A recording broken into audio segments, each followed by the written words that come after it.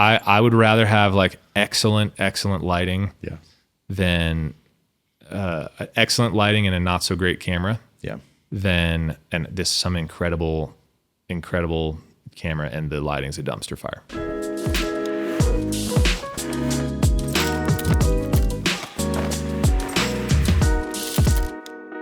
Hey everyone, welcome to the Gear Follows Vision podcast. My name is Deron. We're here to talk about how your audio, video, and lighting systems should serve your church's vision and not the other way around. Today we got John Clark in the house. Welcome, John. Excited to dig in with you around cameras and how to select the right one for your church, how that should go through the vision of your church, because you have quite a bit of experience in this area, and we've had a good argument or two around the best conversations. Conversations, yeah, spirited conversations. Spirited.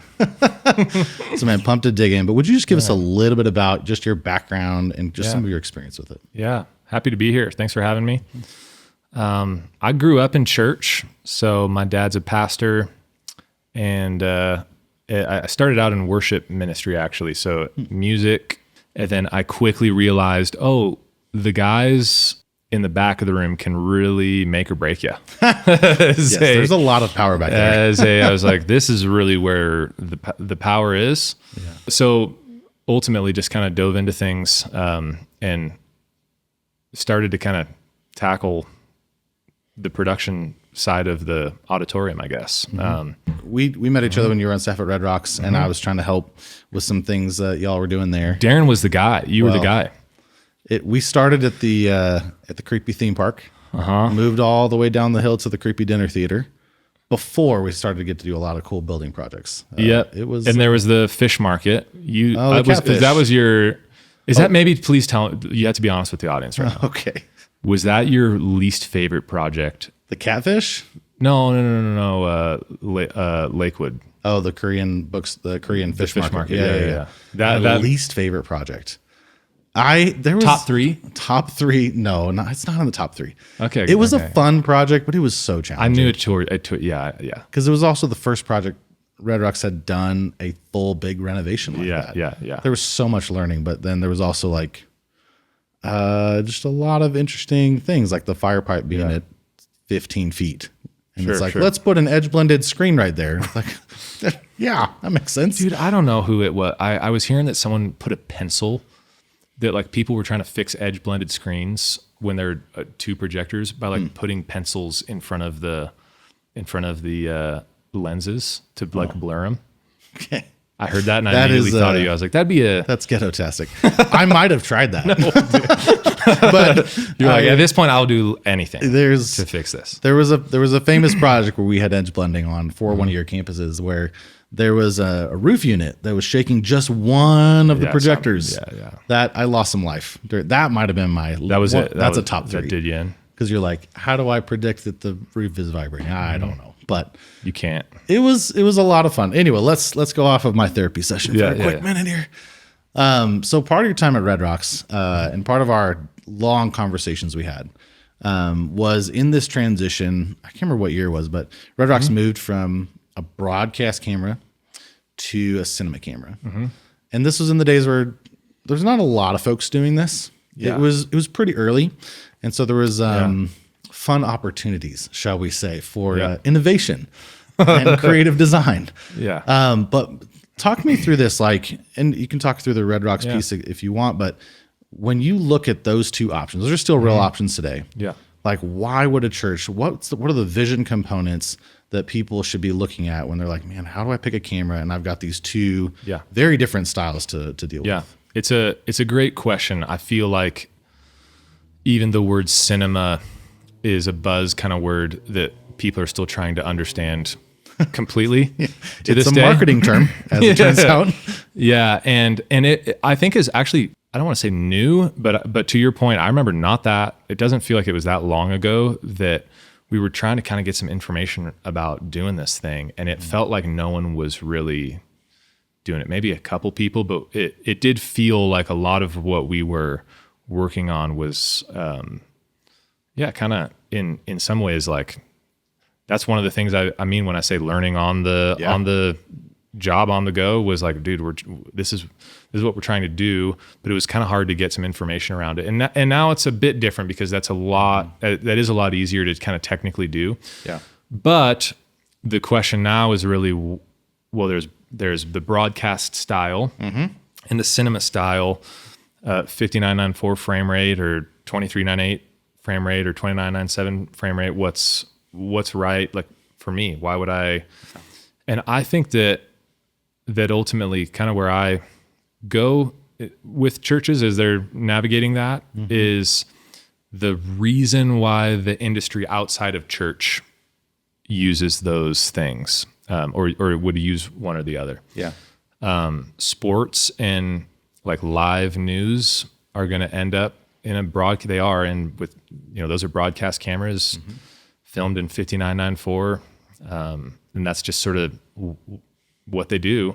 On the flip side of that, anything that you watch like on Netflix, a professional, like a comedy special on Netflix that's filmed with cinema cameras in 2398. Yeah. Almost anything you see in that kind of space that's more storytelling in nature, documentaries, I know the Taylor Swift documentary, I think, was like aired in movies, like actually in a theater. Yeah. And so things like that, like that's filmed very, very differently. And so ultimately, I think the question really is, what are you trying to accomplish in the capture of church services? Is this strictly a pastor talking head, site to site, multi-campus kind of thing? Yeah. Music video, very often worship pastors want kind of more like the worship piece of a service is like cinematic is generally more desirable for that. So we see some churches that will flip it. Like they'll hit a button and do VFR. It stands for variable frame rate, where, half the service is filmed in 2398 for that look. Yeah. But then it's like we get to teaching and it's not that. And so talk about so there's a very different look. Like how would you describe if you're just looking at the frame rate? And you're saying frame rate, I think you're saying the frame rate is one component that could dictate if it's a broadcast or a cinema style. Yeah. So like if I'm looking at a 5994 image and a 2398 image, which this is a lot of numbers to remember. Did you know it's technically 23976? That'll break I your brain don't want to know that. Thank you. 2398. I just leveled up, or I'll chat GPT that next time too. Yeah. But if I'm looking at those two side by side, what am I going to notice about 5994 that I don't see on? I'm just going to call it 24. It's a lot more information. One thing to consider is data storage for a church, like 1080p 5994 and 1080p 2398 or 2997 are like literally almost half the amount of data. Sure. Because there's literally more frames. There's literally more frames. Yeah. Yeah. So, but it's going to have a more like live feel, because there's just more information that like generally you see it in live environments. So when you're watching football, like that is just a fast pace, or sports in general, very fast paced. And so you need we're not looking for like pretty cinema 24 filming for sport. Like it's like, no, this is just, we want this to be as surgical as possible. Also slow-mo matters. Right. So you want to track the ball. It's got to be screen, like wild. Yeah. And if you only have 23 point whatever frames per second, you're not gonna be able to see that. It's blurry and it's totally. And even sports, I've heard they've started filming most default things, like for football, baseball, fast moving objects. It's actually 120 frames a second is where the cameras are at. Yeah. And then they have to down convert it obviously to 59 at some point. But. Yeah, and they have like live slow. There's slow motion is another piece of that. Yeah. And so, but a lot of it is like if you see 5994, I think most people in seeing it like you just get a live feeling and very realistic capture. Yeah, like realistic. It's like very whereas 2398, which is one of the actual pros I think of it, is that it can feel a lot more like post-produced polished. And so that's what people, I think one of the things, and maybe people don't actually put those words to it. No. But I think when people see it live, I think that sometimes if you're like handheld, it sort of has it's kind of like making up for some wrongs, I guess, or if you're, if you're in a handheld environment and you're like a 5994 handheld to me versus 2398 handheld to me, it's like, it feels like a mistake in one frame rate, whereas something that's intentional in another. Right. Because I mean, motion blur is helping you in that moment. Exactly. Right. So it's almost like you're fading between frames at I'm going to keep saying 24, sorry. Yeah. Whereas in 59, you're getting all of those frames. And so you're just like, oh gosh, I think that person has an issue and they probably should be serving a different team. You're like, that's what the parking team's for. But the reality is that that's actually true. And it's something that's really important in picking your style. Like that's just gonna, I think the genesis actually of 24, when you go all the way back, was really film, like and the film world. They were looking for the most amount of, like, what's the cheapest amount of, or the least amount of frames, where it's not like horribly glitchy, but also really economical in like actual film environment. And so it really kind of came from that. And so as a result, when you see something in 24, it kind of feels, I think it feels more like something that you'd watch a movie or again, a Netflix comedy special or something like that. And so it has a bit of a polish on it. In some ways, like that's on a good day, it's polished. On a bad day, people flip their broadcast system into 24 and they're like, dude, this is just glitchy. Like this isn't us. And it's like, great. Don't do it. So in the early days of you experimenting with 24 at Red Rocks, tell us like what's a landmine? What's a roadblock you ran into when you're like, I mean, I'm trying to use these, I think they were C300s when you guys first did it or something. What was some roadblocks you ran into? Like, man, this looks amazing, but I can't, I don't know, send it to my lobby TVs. I don't know. What's some of that? Shockingly, I think that a lot of people thought there would be roadblocks to it. Sure.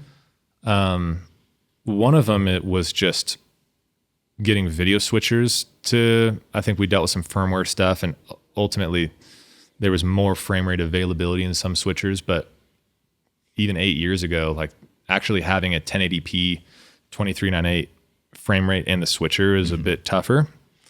And so, well, because most of our switchers are built for that broadcast environment.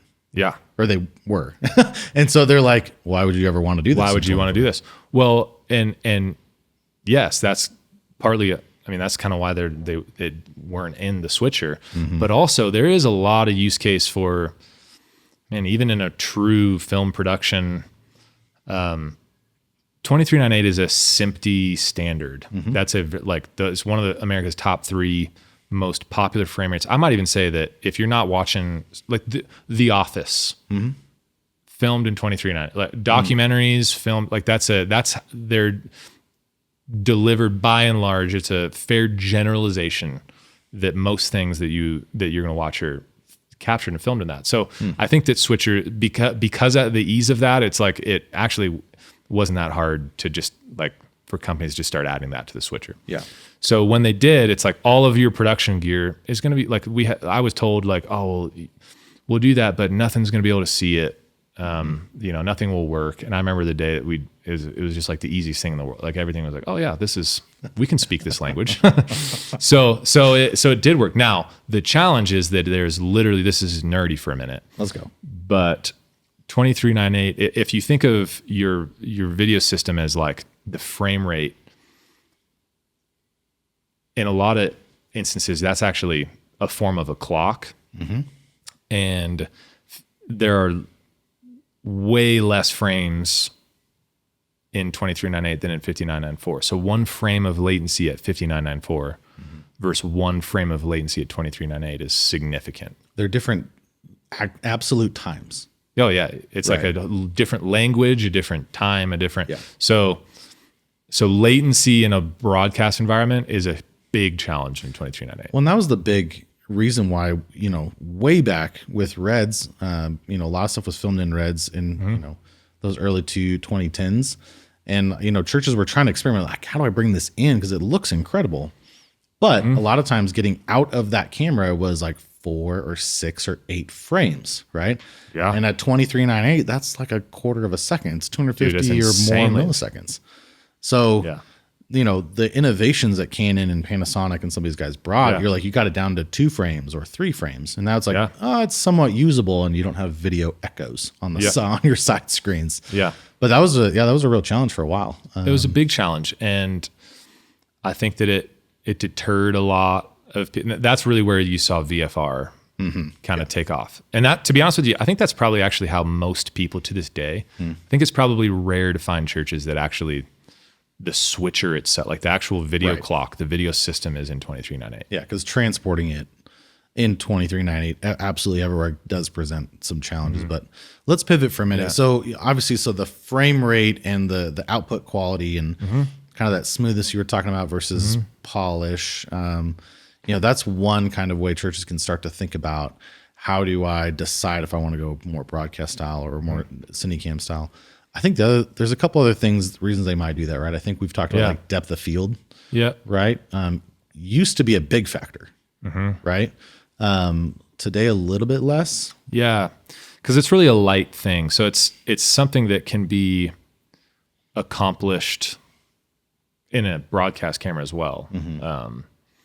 And it does just bring up the elusive. There's so many things that make up what the word cinema means. Right.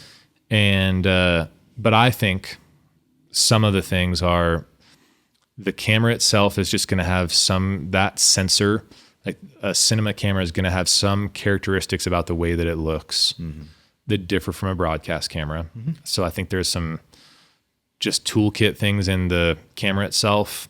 I think that the way that I think color is a bit of a thing. And I think that really the style as well is also a factor, like how you would, like where you would put a camera.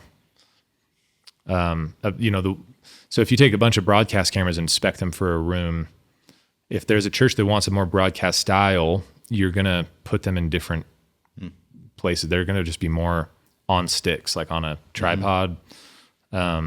Whereas you probably, if you're aiming for like a broadcast style you can still have a handheld camera and it's still the overarching tone of your video might be more broadcast in nature, but that generally is an attribute that maybe airs itself to be more broadcast or more cinema. Yeah. So where the camera is, sure, the depth of field, the frame rate, ultimately the style of operator and line cut, and like for instance a dolly in an auditorium, that's not something that traditionally lots of crazy camera like dactyls and a lot of that isn't really as broadcast focused in like a news environment, right? So but it would be in like a film set. So some of those things I think also make up people's idea of what. Yeah, that makes sense. I'd love you to touch on something as well. Color. Deron, not a camera expert. If I don't have to learn about another camera spec in my day, I'd be pumped. Okay. You're psyched. Yeah. But something I didn't realize before, probably before we started having conversations, is different cameras are going to have a different color science behind them.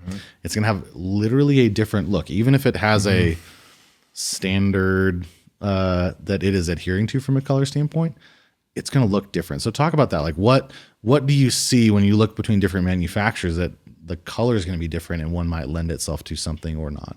Yeah, it literally referred to as color science. Like it is an actual, that's going to differ dramatically camera to camera. Now, it doesn't mean that you can't make a camera look any way you like. There's a lot of things you can do, one in post, because the post environment, we can get into this separately, but like cards in cameras and taking full 6K raw data and color grading it it, in a post kind of workflow is very different than accomplishing it in broadcast. And so in a post workflow, it's a lot easier to get that camera to kind of look however you want, whereas you're sort of shading it live in a broadcast environment. So you still can make a Panasonic look like a Canon or you can absolutely color them to preference, but there are going to be a lot of things that are just innate in cinema. I think did you ever remember like really flat, like there was a short stint in like churches trying to go cinema where they would just like desaturate it was like really, really flat color. Yeah. And it's like everyone thought, oh, that's the cool. Yeah. The Instagram that's the filter. smoking gun. Yeah. Making it look really like raw or something. And then the pendulums. So there's all kinds of little micro trends, I think, to color. That are just interesting to me. And so I don't know that there's like one, man, this is broadcast or this is cinema. But there are some cameras where I can't even really describe it, but I can look at some cuts and just immediately go, oh yeah, that looks like a Vericam to me, or that looks like a Red, or that looks like Canon to me. Yeah. Canon, I feel like has a lot of like some magenta kind of, honestly, there's a lot of good to, I can look at a lot of different cameras and see pros to all of it. So some of it is that too, is picking the right pros. So there's some magenta in Canon. What else? What sticks out to you? I think maybe some magenta, like there's something in, the pinks and there's some depth things there. There's not a lot of green. So, whereas, blues are just always probably the most like deep blues are kind of, and like purples, those are just really hard on cameras in general, I think. Just all cinema cameras. I don't think we've found one where it's like, oh, that deep blue's spot on. It's tough. It is. That's tough. I think that, some red feels to me, it feels like it has some more balance to it. There's like I'm actually reaching for like I'm stretching color out of reds live, I think, as opposed to, taming's the wrong word, but sometimes taming or correcting some of the Canon, but also like I see a lot of Canons that look incredible. Like I and same with Vericam too. There's a really I'm not a like, man, you got to have this camera. I'm a firm believer just with any camera that you pick. I'm a firm believer that it's ultimately just more about how you use the camera. Yeah. I think lighting is a huge piece. Yeah. And that's something that plays into the cinema thing as well. Like I see there's some churches that will maybe like I might even say that there's more of a broadcast style of lighting. Yeah, 100%. And a more cinematic style of lighting. Like, are you lighting the stage like it's a film set for a worship music video, or is it more traditional? And so just splashing light everywhere. Everything's lit. There's no depth and Well, and that's some of the like soft boxes are used a bit more in cinema, I think, and in that kind of. So I guess I say that to say that ultimately I'd rather have excellent lighting. I'd rather have awesome lighting and a outdated camera, a cheaper camera than like some killer camera.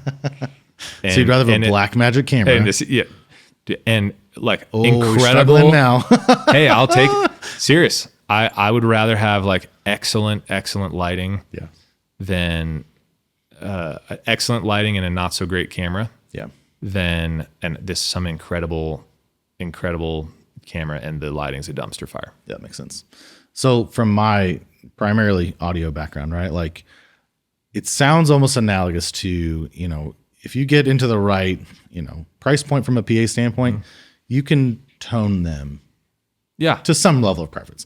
You can, there's obviously some physical limitations, but there is the ability to at least tweak them to what your preference is, right? And it sounds similar from the color side for these cameras, what it sounds like you're saying, yeah? I think so, man. I think that I think that there's always room to shift a camera live and broadcast. I think there's a lot actually.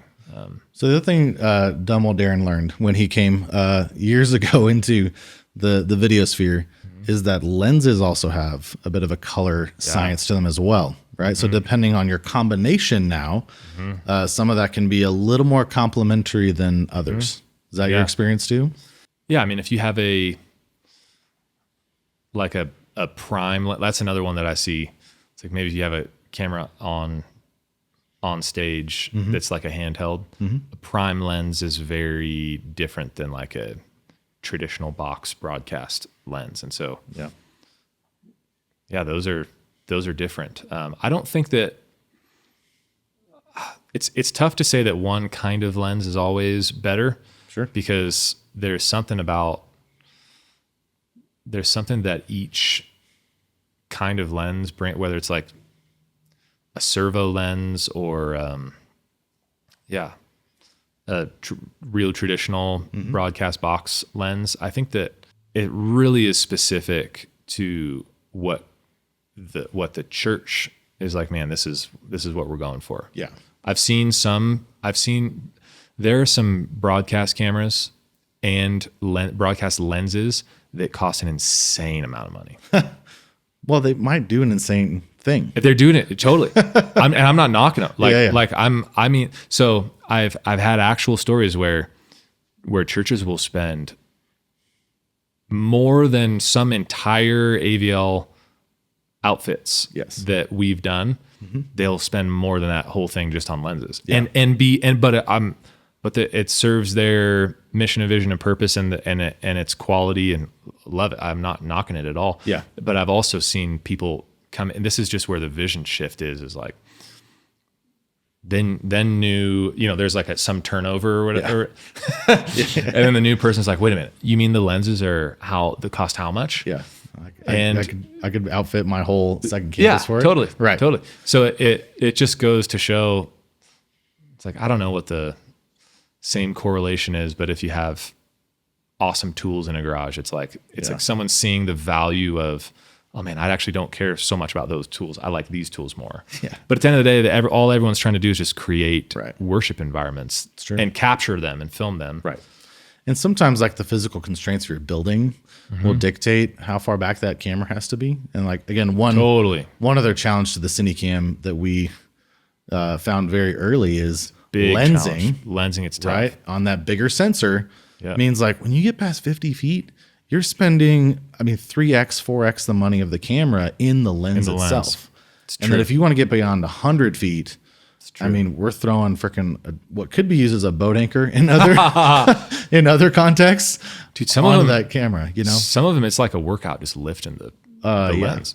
The funniest one for me was like normally you would put the camera on the tripod and then you hang the lens off of it.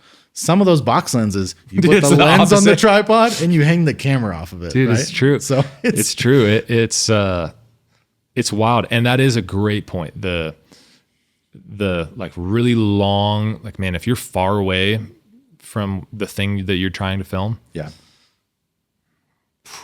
need your lens is exponential. Like as the further you go back. Yeah. In dollars that you need to spend on a lens. Right. Well, and there's a sweet spot in the lens too. Totally. So if you're all the way pushed in all the time, your depth of field is going to suck also, right? But a lot of times these lenses will ramp in aperture, right? So you're going to lose some depth of field. But then also like any tiniest breathing that your volunteer is going to have, who they're working UPS during the week and then they're running camera for you on the weekends. Yeah. So they're not experts. Yeah. Any kind of shake they have is going to be magnified. Yeah.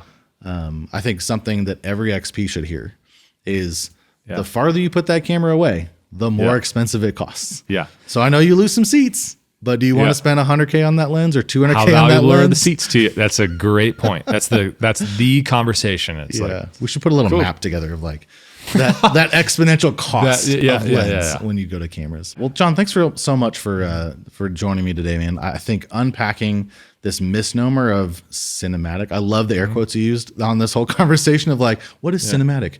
yeah. You know, and I think We still don't know. We still. It's one After of the these. whole podcast, It's one of these four things. your guess is as good as mine. I think you said earlier too, like, you know, four churches could say we do cinematic and they Yeah. could have four very different experiences, Yeah. right? Yeah. And I think, you know, it's for that. It's depth of field, right? It's frame rate, it's style of shooting, and it's the color that people are shooting for. So, Yeah. thanks for helping us unpack that. And for everyone Happy who joined us today, thanks so much. Check out some of the other content. John mentioned lighting as a big thing that is needed in cinematic environments to light it like cinema. Check out that episode we had when Seth was on. I can't remember how many long ago, but go check that one out, and also subscribe to so you can see when we drop other episodes. And thanks for joining us.